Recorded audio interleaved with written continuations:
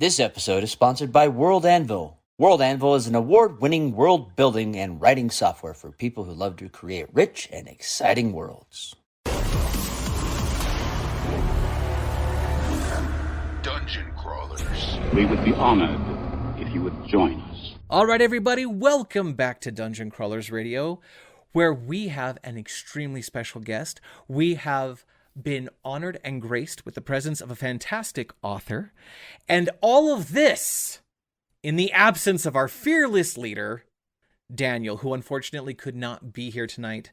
And that's perfectly fine, Daniel. We love you. We miss you, brother. I am Krebs. And I am the other Krebs, Matai. And our special guest today is... Fonda Lee. Fonda Lee, author Fonda Lee. Award-winning author Fonda Lee, if I'm not mistaken. Is that correct? I have a few. I have a bit of She says humbly, but absolutely honestly. You wrote a series of books. You wrote something, if I'm not mistaken, it's called the Green Bone Saga. Is that correct? Yes. The Green Bone. Tell us a little bit about the Green Bone Saga. It's a trilogy of books, right? Yes. So the Green Bone Saga is I've described it as a epic urban fantasy Asia-inspired martial arts gangster family saga, and I never get those words out in the same order twice. But it is an epic fantasy trilogy that concluded in 2021 with the release of the third book, Jade Legacy. The first book is Jade City. The second book, Jade War. There's a standalone novella called The Jade Setter of John Loon, and a short story collection called Jade Shards that are also part of that series. And it's probably the work I'm best well known for. It is a family saga that is that I've described at various times as being the Godfather with magic and kung fu. Oh, wow. But it takes place on a fictional island that is the world's only source of magical jade. And this jade provides enhanced abilities to those who wear it. And those warriors are called green bones. But it is not a sort of traditional pre-modern epic fantasy. It takes place in a modern era analog. Just think late 20th century. And the rest of the world covets this jade. And the story is really about the Cull family. They are the leaders of one of the two Greenbone clans that control jade on this island. Awesome. I mean, this sounds like something Marvel could run with, right? Like, this sounds like a great Marvel property, in my opinion. And when did you first publish the first book in this series? When did that first come out? That came out in 2017. Oh, yeah. Gosh, in the before times. In the before but that times. was not my debut. My debut came out in 2015. I had a science fiction novel called Zero Boxer. That was my first book. And Jade City was actually my third book. But it was my first fantasy novel, adult fantasy novel. Awesome. And Zero Boxer won the Andre Norton Award in 2016, I'm reading here. And I love Andre Norton. She was why I got into science fiction originally anyway. So what was that like? It was winning the award. The award. I mean, definitely a huge sign that maybe I should keep doing this job, I guess. I mean, I remember when I debuted with Zero Boxer, I think every debut author is probably can relate to the experience of, like, it's this thing that you've built up in your mind for so long, of like finally getting your book published and out in the world. And then it happens, and you realize with some excitement, but also a sense of terror, that now you have to do it again. And so I think if you do get the validation, like I was fortunate enough to have people like your book and to give it awards, that goes a long way to giving you that extra boost to be like, yeah, maybe this can be an actual career. Maybe you can do this not just once, but twice or three times, or now I guess 8 times in my case. So Wow. tell me about your journey to getting that first book published out there. Some authors, they just wrote and it got published. Others were writing for decades and had lots of submissions. Others was later in life that they got the bug that they wanted to just write something. Others wanted to write since they were children. What was Fonda Lee's story Yeah. that brought her to get to publish Zero Boxer? A combination of those different paths that you described. I was that kid who wanted to write when I was very young. When I was probably 10 or 11 years old, I'd write stories on, my lined notebook on the extremely long bus ride that I had to and from school. And I wanted to be a writer, but never thought that it could be a real job. I mean, my parents certainly encouraged me to actually go to college and get good grades and have a real job that I could support myself with. So that's what I did. I ended up with a business degree and I had a business career for 10 odd years.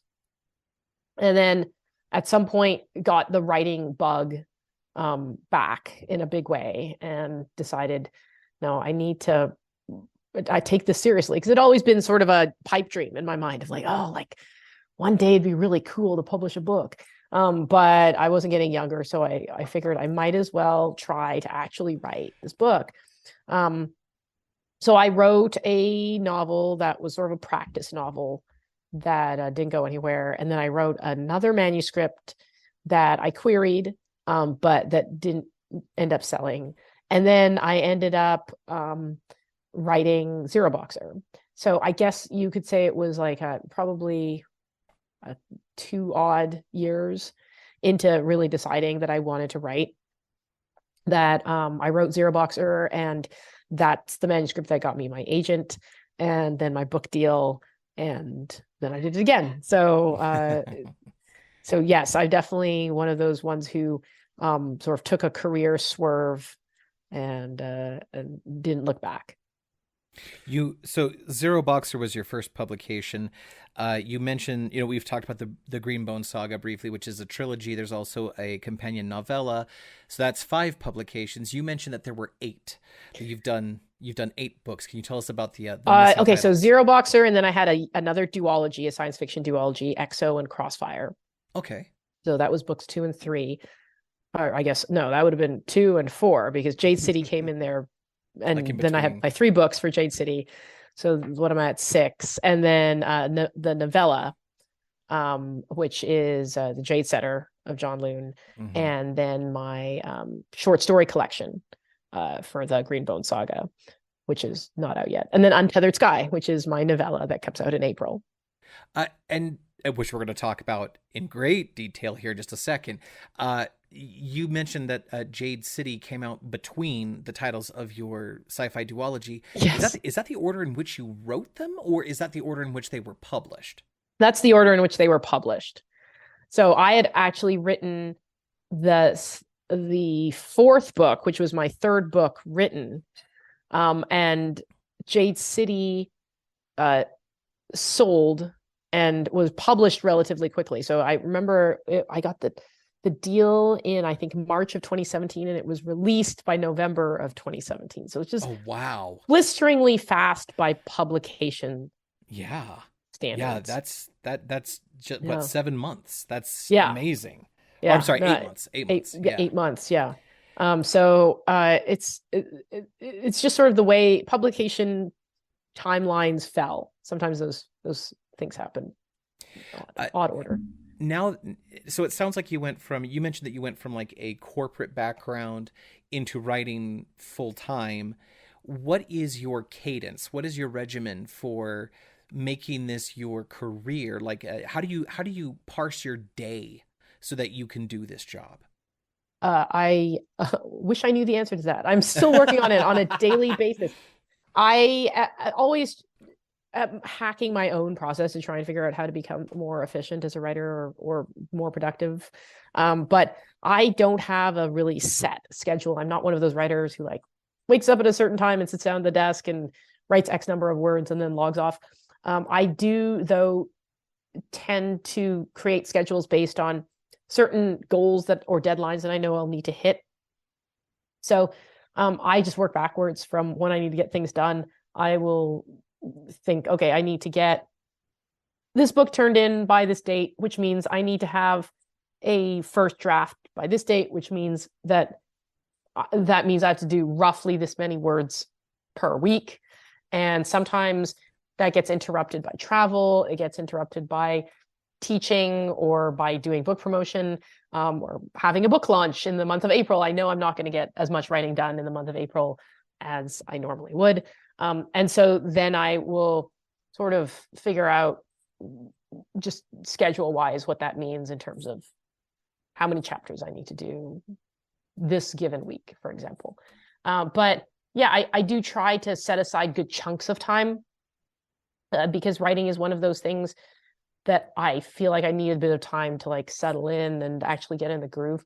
So I recently have been going away to like a co-working space and getting out of the house and actually sitting down and being like, okay, these 4 hours I'm just going to dedicate to drafting, and turn off the internet and all the other distracting things. That's impressive. Yeah, that shows great discipline. So where did you get the idea for the Greenbone, make sure I get that right, Jade City, the Greenbone trilogy? Mm-hmm. Greenbone Saga, yeah. Saga, excuse me. I knew I was going to mess that up. I got you, bro. I got you.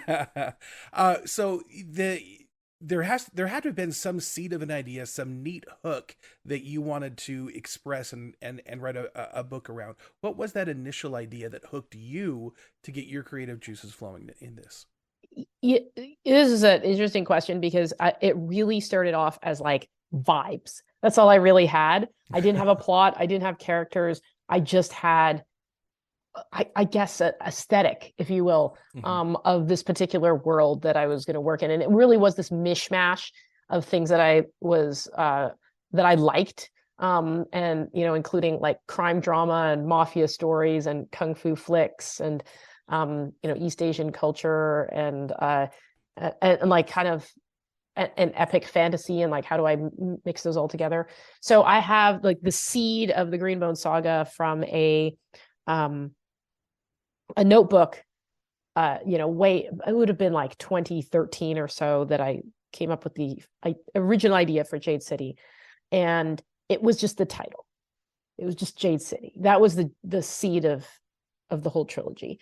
And I'd written in the notebook those two words, Jade City, and then I wrote underneath that something like a wuxia gangster saga, a modern world where with magic martial arts combat, but and Jade goes to the victor, or something like that. It was like just sort of a couple of lines. And then underneath that, I'd written, I have no plot or characters. I don't know where this is going. And that was pretty much the state of the story for a few more years, because I had vibes but nothing else. And then when I actually started to work on it and to flesh it out, then I had to figure out, okay, what is this story actually, and who are the characters, and what's the plot. But that's those two words, Jade City. That's what started. And as is pretty typical of any author working on a passion project, there is no small amount of you in this story as well, at least in some of the inspirations. For example, I read somewhere that you yourself are a black belt martial artist. Is that correct? Yeah, so absolutely. One of the inspirations for the Greenbone Saga is the fact that I would watch kung fu movies and then think to myself, wait, I've been studying martial arts for a long time and I cannot punch through concrete. I cannot run up walls. I cannot do chi blasts. This is unfair. Like what is the magic X factor that I have been robbed of here? So that's how the Magic Jade came about, and coming up with some grounded in-world explanation for why those powers existed. How long have you been studying martial arts, and what disciplines? Let's see, I've been training since I was in my early teens. I was around 12 or 13. And I started in karate. So I have my original discipline was Shotokan karate. I did that for many, many years. I'm a second degree black belt in that, and then also studied Shaolin style kung fu, and Oh, wow. got a black belt in that. And in there, I've like peppered in a few other things, including like Brazilian jiu-jitsu for a couple of years and Tai Chi here and there. Awesome. And going along with like the parts of you that are in Jade City, how long have you belonged to, like, say, a mafia or a crime family? I'm not at liberty to disclose that information. That sounds right. That sounds right. That's the right answer. Well, speaking about inspirations, what's the inspiration for Untethered Sky, your upcoming story? So in many ways, Untethered Sky was the exact opposite of the Greenbone Saga. So I wrote this huge trilogy, and then I thought, you know, it would be great. Something short. Something short would be fantastic. And I just so happened to have this story that I had started writing actually before the Greenbone Saga. And it was, at the time, the beginning of a novel. It was a story about a young woman who trains giant birds of prey, rocks, to hunt man-eating manticores. And when I went back to it, it's I looked at it and I went, I still really like this. And when I looked at it through the lens of thinking of it as a novella, things kind of fell into place, and I saw kind of what the structure would be. And then I picked it back up and turned it into Untethered Sky. And it is what I've been describing as wildlife memoir with monsters. So it is largely it riffs off of some of the stories that I really enjoyed as a child, of like human animal companionship, like where the red fern grows, and you know, My Side of the Mountain, and you know, those stories that make you cry because the animal dies at the end. Those stories. So wait, is that a spoiler? Cry? Is that a spoiler? No spoilers. No spoilers. Yeah, there better not be a dying giant bird in this. I can promise that no dogs die in this book. At least okay. That at All least right. I can promise. There's an image in my head of Sesame Street's Big Bird being cradled by a young woman who was his trainer. Oh man! So when is this? Being? This is going through Tor. Yes. Tor.com. And so when will that be released, and where can people find it? It comes out April 11th, and you can find it wherever books are sold. It'll be in bookstores and online, and there will also be an audio book that I believe comes out April 25th. Have you had a chance? Oh, this is something I wanted to talk to you about, because I'm kind of in the mix in this realm myself right now. So let's talk about adaptation for a second. You've written 8 books. Is Untethered Sky your 8th publication or 9th? I don't know. Hang on a second here. So 8. Yeah. It'll be my 8th. It will be your 8th. Okay, cool. So you've got... Yes, it will be my 8th. Thank you. Awesome. Perfect. So this will be your 8th book coming out. You've got 7 publications out there in the wild already, and you've been approached about adaptation before. Yes. So what adaptations have you been approached about? Well, my first book, Zero Boxer, was optioned. It didn't really go anywhere because 98% of the time in Hollywood, that's what happens. It dies somewhere in development. They buy the potential and decide if they're going to use it. Exactly. And the Greenbone Saga was optioned by Peacock. It was under development there, and it unfortunately got axed at Peacock. It has since been re-optioned, and I can't say much more than that, other than things are moving along again, and hopefully I'll have something else to share. See, that's the best news. When you can say something is happening, but I can't say what. Right. That means it's actually happening right now, right? Whereas with maybe like not right now. Right now, you know, they're probably asleep. Well, okay, fair to say. It's not even midnight yet, and this is Hollywood. Are you sure they're asleep? I mean, the To be party's fair, just getting it's started. true. That's It's true. movie making time somewhere. Right, okay? right. So, yeah, but that's kind of awesome. If you couldn't tell us that, then that wouldn't be, as good news. So this is great. I'm actually really excited. Right. At about least this. there's something I can't tell you about, as Yeah. opposed to nothing that I can tell you about. That's right. That's right. Now it's time to chat about our sponsor, World Anvil. World Anvil is an award-winning world-building and writing software for people who love to create rich and exciting worlds. With their software, you can create your world, manage your campaign, plan your novel, create a world wiki, wow your players, make novels more interactive, and make your worlds come to life. You can find them at worldanvil.com, and if you put in the discount code DCR40, you will receive a 40% discount today. Of the publications that you have out there, which have been made into, say, audiobooks or radio dramas? I believe all of them have been made into audiobooks. Okay, can I ask you, hey, can I ask you like a really burning, honest question? Sure. Okay. How many of those audiobooks do you listen to all the way through? All of them. I've listened to all of my audiobooks. Okay, next burning honest question. How many of those adaptations or those audiobooks have you listened to and thought they nailed it versus, oh my crap, who is this? I'll be honest, I have been very lucky with my audiobooks.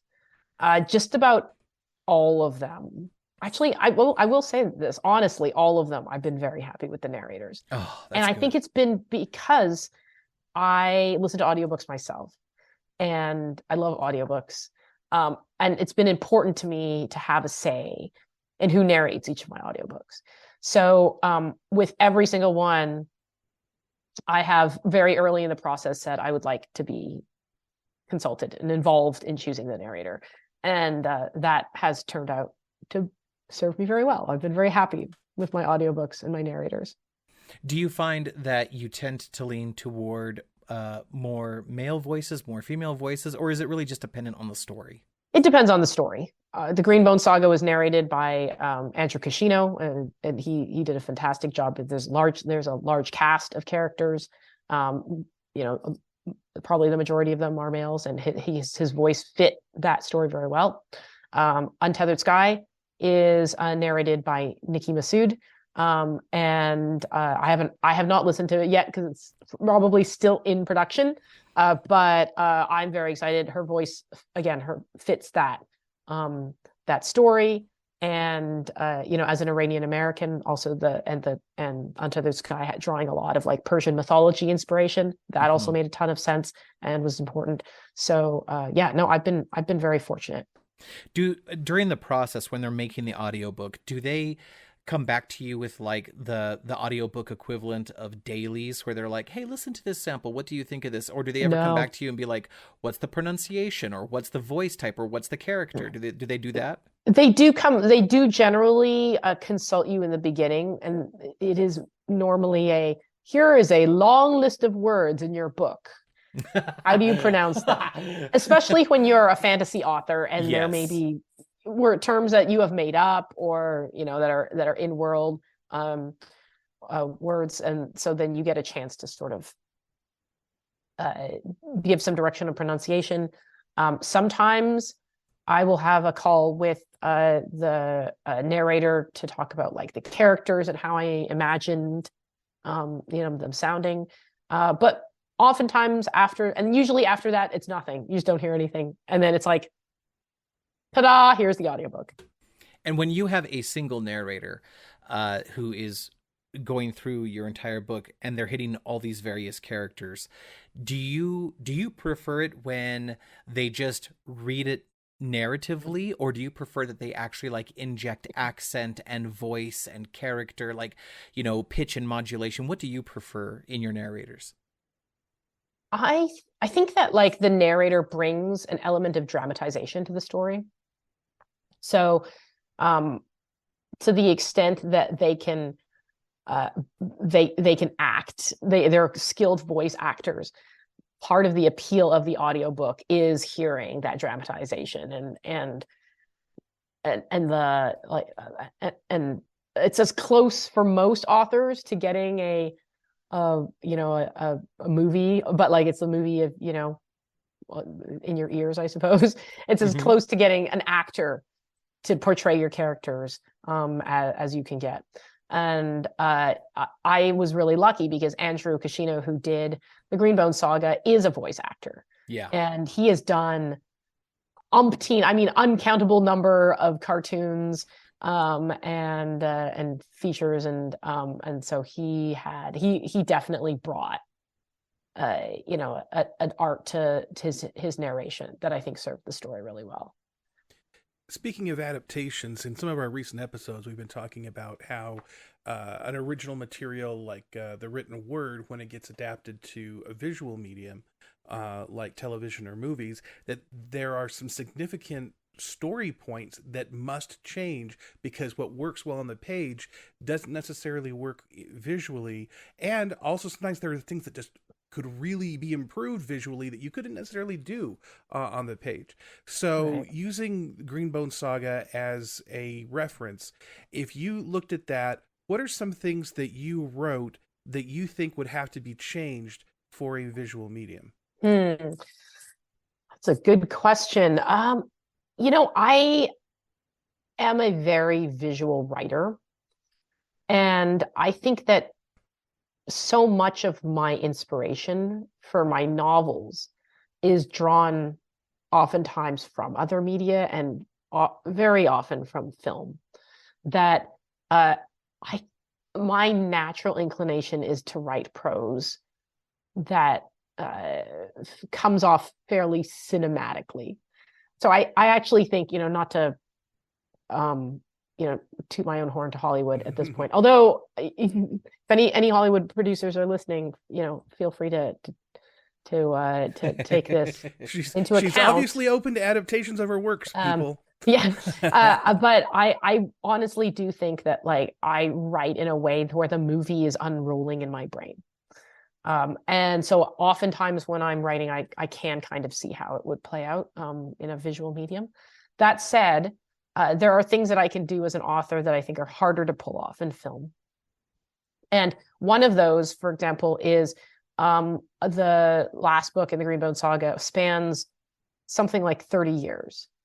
And it's an intergenerational saga. So there's a lot of moving through time, and there's chunks of time skips, and you're moving with these characters over decades. And not that you can't do that in film, you absolutely can. But oftentimes I think the film is going to be constrained by running time and by how much of the story you can you want to tell. So I think the Greenbone Saga would work better as a television series and as a film, just because of the nature of the scope of the story. And there's a lot of interiority that happens and things that happen off the page that I can catch back up through exposition and through interior character thoughts in text that are going to be harder to do in film. You'd have to do them a different way. You'd have to show the passage of time through contextual clues and background, or I don't know, even something as simple as 10 years pass or whatever. But it's not the same tools don't apply. So you could pretty much do most things, but you're going to be using different tactics in order to accomplish them. You used a word there that I really like. You said it's cinematic. Your writing is cinematic.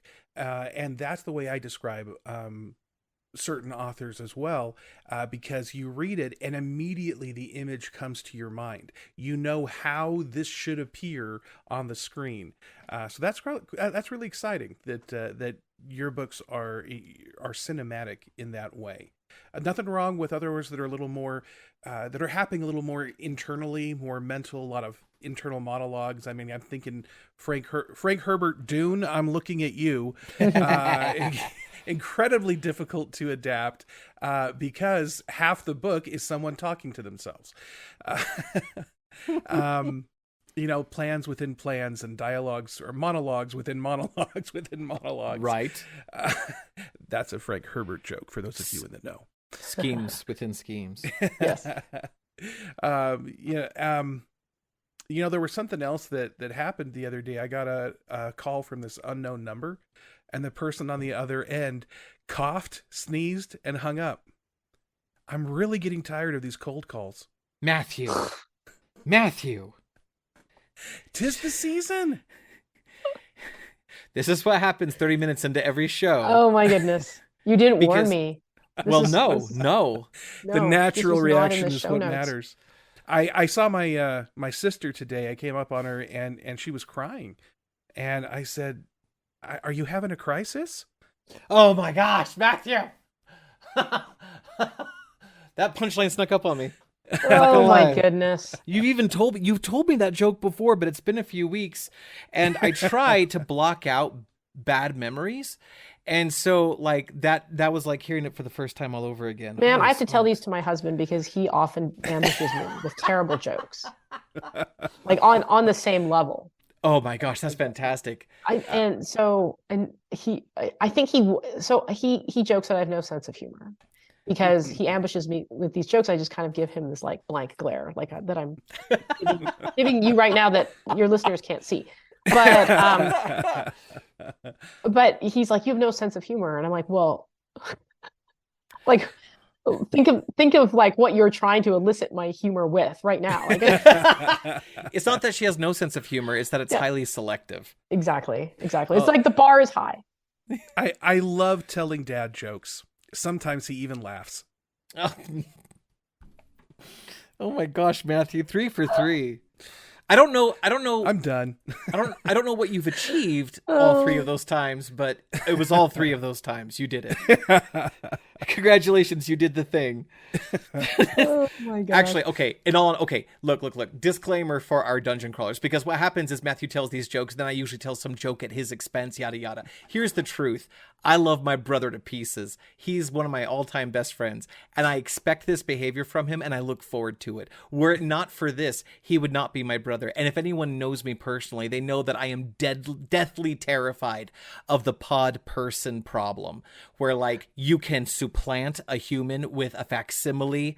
That terrifies me. So the way that I would know that Matthew is still my actual brother and not a pod person is this kind of thing right here. As long as he never crosses over out of dad humor into actual hilarity, we are good. Yeah, if you ever meet someone who looks just like me but tells a joke that's actually funny, That's they're when a you get pod worried, person. right? Yeah, Right. Jacques! Yeah. All right, yes. All right.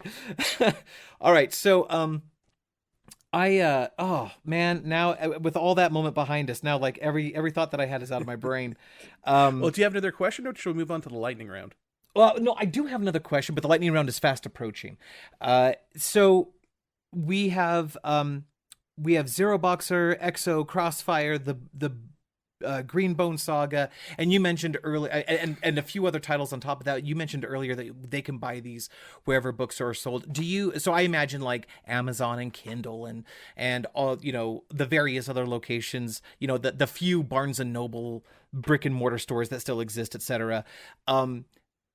Do you have like your own website? Do you have your own vendor that you go through? Is there any other alternative for people who may not use Amazon or Kindle?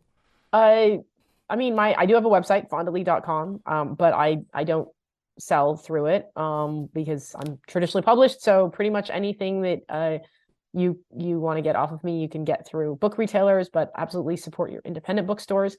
If you don't want to go to the Amazon overlords, definitely go support your independent bookstores. You can always order my books through them. If as an alternative to Audible, there's also Libro. .fm for a great audiobook selection as well. Excellent. And outside of being an author and an accomplished corporate, I believe you were a marketing strategist before, is that correct? Yeah, I was in corporate strategy. Corporate strategy. So, and you're a 2nd degree black belt in Shotokan karate, and you've studied a few other martial arts on top of that, and you're a wife, and you have like all this life outside of being an author. Out of curiosity, what flavor of nerd are you? Are you like a movie nerd? Are you a music nerd? Do you like tabletop games? Where does your nerd most shine? Yeah.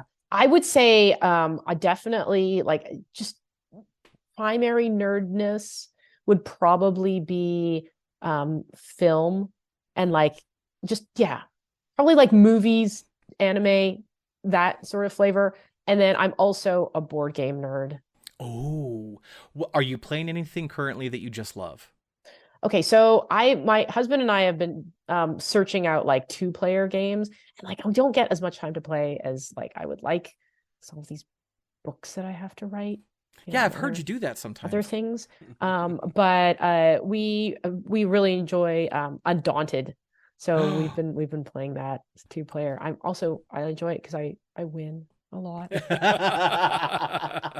Which actually brings me to my follow-up question, which is when you're playing tabletop games, do you prefer competitive games or do you prefer cooperative games? Oh, competitive for sure. I don't She's- cooperate. She's like so cutthroat. I'm in it to win. I mean, I had a neighbor one time. I was trying to show him my all-time favorite board game, Zombicide. It's a cooperative game in the zombie apocalypse. It's very, very cool. And I wanted to bring my neighbor in on it. And then as I started to explain it just briefly, give him the elevator pitch, he goes, whoa, wait. It's cooperative, but is there any way for like me to win? And I said, well, we all win or lose together. He goes, nah, not interested. I don't like playing games unless I can absolutely demolish the other people at the table in some way. And I was like, okay, duly noted. And that's fine. Everyone's got their own taste, So I do enjoy the good cooperative game once in a while. Oh, sure. But you also But- you hunger for the victory. Of course. Absolutely. Well, in our time, which is running short, we are ready to move on to the lightning round. Are you ready for the lightning round, Fonda Lee? I am. Hit me with the Okay. lightning. The lightning round is very, very simple. I'm just going to ask you some questions, and I just want the first answer that comes off the top of your head. You don't have to prepare for anything. You don't have to look for any like super elegant or deep answers. Just the first thing that comes to mind. Sound good? Okay. All right. And here we go. What is your favorite color? Blue. What is your favorite food? Oh, that's impossible. Oh no! First thing. Ramen. That's a good answer. Are you a pet person? I am. Dogs, cats, birds, fish, what? Dogs. That's the right answer, by the way. And then finally, what is your stance on the 1983 sci-fi fantasy movie Kroll? I don't have one, but I feel like I should. Ooh, you know what? I like that answer. I like that answer a lot. I think more people should have a stance on Kroll, be it negative or positive, doesn't really matter. So what you're saying to me is that it doesn't ring a bell or you haven't seen it or something to that effect. Right. Okay, 1983 Kroll, Krull. Okay. It's available on Amazon Prime, I believe, although I don't think it's for free. But if you have HBO Max, I believe it's streaming there at this time. Duly noted. Yeah, Especially since I did say my flavor of nerddom was movies, and I really do Yes. like finding the obscure sci-fi flick that I haven't Yes. found yet. So this seems like it would be up my alley. So my personal request here, not that you owe me anything in this life, but it would be that if you found time to watch 1983's sci-fi fantasy film Kroll, that you would then form your own opinion on it, then contact us about it, because I would love to hear a follow-up of what you thought of it, good, bad, otherwise, does not matter. I just want to know what you, an accomplished author, thinks about the movie Kroll. Okay. Fantastic. How do you spell it again? Krull. All right. You'll know it when you see it. It's fantastic. All right. So, with that said, folks, we are so very grateful to have had Fonda Lee here on the show. Thank you so very much for being here. One more time, Untethered Sky. It comes out in April. Do you know an exact date when it drops? April 11th. April 11th, wherever books are sold. And of course, please check out the Green Bone Saga, Zero Boxer, EXO, and what was the one with Cross in the title? Crossfire. Excellent. Awesome. Folks, thank you so very much for being here. Fonda Lee, once again, thank you. And with that, we're out of here.